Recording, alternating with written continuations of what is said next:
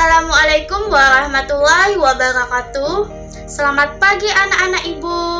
Bagaimana kabar kalian hari ini? Semoga kalian dalam keadaan sehat selalu. Nah, pada video pembelajaran kali ini, ibu akan menjelaskan dengan tema jauhilah akhlak tercela. Sebelum ibu menjelaskan materi tersebut, ibu akan menyampaikan tujuan pembelajarannya. Tujuan pembelajarannya yang pertama, siswa mampu memahami materi tentang jauhilah akhlak tercela. Yang kedua, siswa dapat mengetahui tentang jauhilah akhlak tercela. Sebelum ibu memulai pelajaran pada kali ini, ibu ingin anak-anak mengabsen terlebih dahulu di Google Classroom.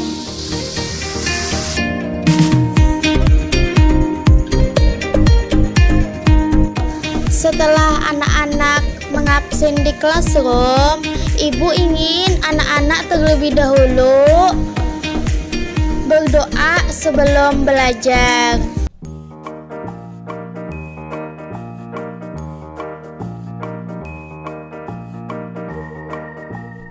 Assalamualaikum kawan-kawanku.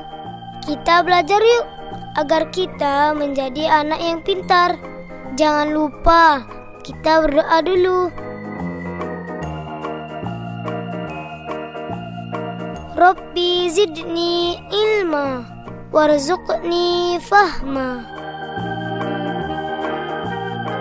Ya Allah, tambahkanlah aku ilmu dan berikanlah aku rezeki akan kepahaman.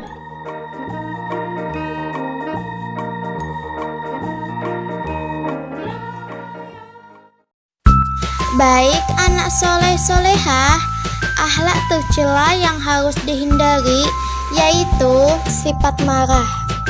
Marah artinya tidak senang, yaitu suatu sifat yang ditunjukkan atau diperlihatkan dengan satu sikap atau tindakan keras yang melukai perasaan orang lain. Nah, jadi orang yang suka marah dan cepat tersinggung disebut pemarah. Orang yang marah dan mudah tersinggung ada 4 macam. Yang pertama, lekas marah tetapi lekas pula hilangnya. Yang kedua, lambat marah tetapi lambat pula hilangnya.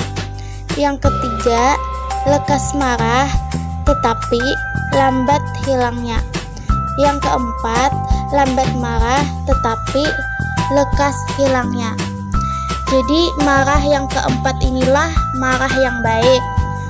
Karena ada kalanya kita perlu marah.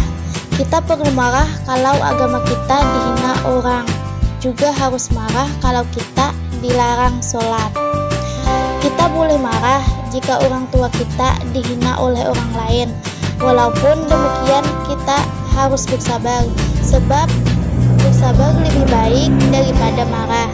Nah, jadi Rasulullah SAW melarang kita untuk marah karena marah itu datangnya dari setan, kecuali marah yang dibenarkan. Kerugian akibat sifat marah: yang pertama, dapat menimbulkan penyakit. Yang kedua, dapat menyakiti dan mencelakai orang lain. Yang ketiga, dijauhi teman-teman. Yang keempat, dibenci orang lain. Yang kelima, diberi gelar pemarah. Cara menghindari marah. Nah, cara menghindari marah tuh yang pertama, kita tuh harus mengakui kesalahan diri sendiri, memaafkan kesalahan orang lain. Ketika timbul perasaan marah, hendaklah duduk. Misalnya ketika duduk tuh masih marah juga, hendaklah segera berwudu. Sifat fasik.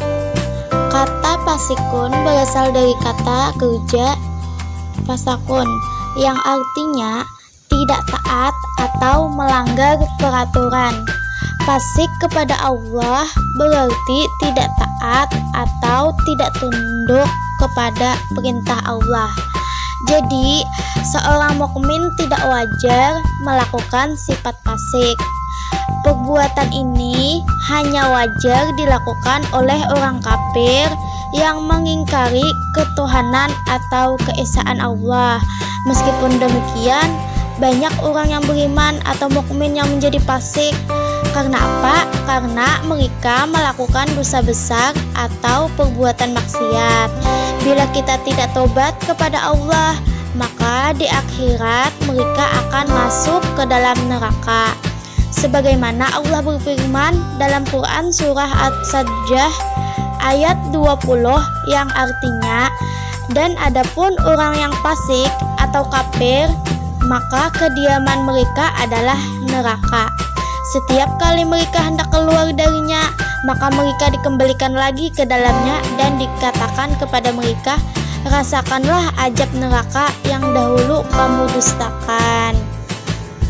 Nah, jadi ciri-ciri orang fasik, yang pertama sering melakukan kebohongan, yang kedua pengadu domba masyarakat, yang ketiga bersifat sombong dan angkuh serta arogan, dan yang terakhir, yang keempat, tidak mau menegakkan hukuman Allah.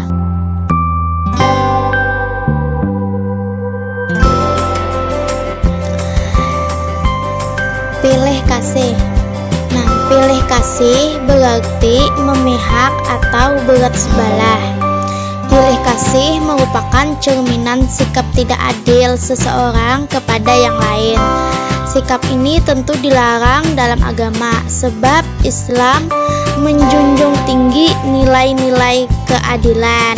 Nah, jadi pilih kasih biasanya akan terucap dari mulut seseorang yang merasa kecewa ketika seseorang merasa diperlakukan berbeda dari yang lain, sementara ia merasa memiliki hak serta status yang sama dengan orang lain yang diperlakukan lebih baik. Akan timbul kekecewaan seseorang sebab ia merasa mendapat perlakuan yang tidak seharusnya. Jadi, sifat pilih kasih itu dapat menimbulkan kecemburuan, iri dan dengki yang merupakan penyakit hati menuntut Islam. Jadi menimbulkan kecemburuan, iri dan dengki merupakan penyakit hati menurut Islam. Jadi jika hal ini terjadi, maka seseorang akan sulit diatur dan kurang merasa hormat terhadap yang lain. Karena apa? Karena mereka merasa mendapat perlakuan yang tidak adil. Jadi sikap pilih kasih bisa terjadi pada siapapun, sesama teman, saudara, ataupun yang lainnya. Bisa juga sifat pilih kasih ini terjadi perlakuan orang tua pada anaknya.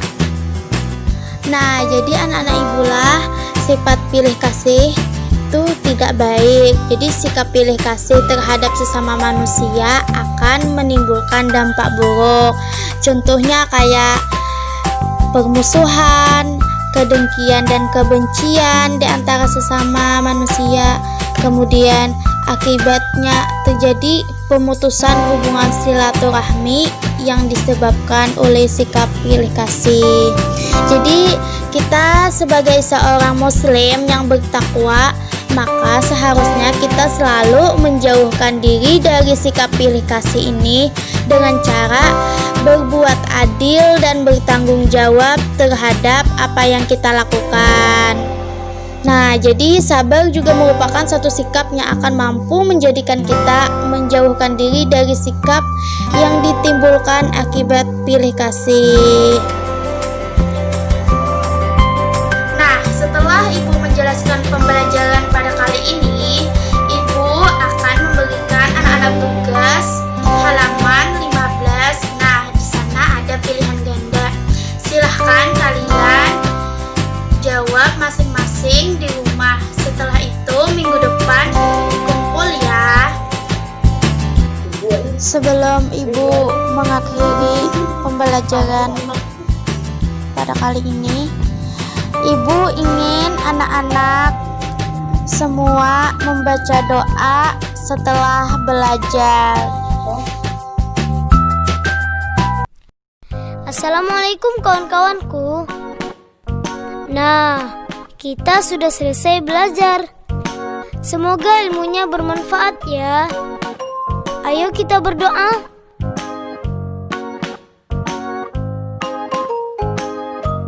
Allahumma inni astaudi'uka ma 'allamtanihi fardudhu ilayya inda hajati wala tansanihi ya rabbal alamin. Ya Allah, sesungguhnya aku menitipkan kepada Engkau ilmu-ilmu yang telah Engkau ajarkan kepadaku, dan kembalikanlah kepadaku sewaktu aku butuh kembali, dan janganlah Engkau lupakan aku kepada ilmu itu, wahai Tuhan seru sekalian alam.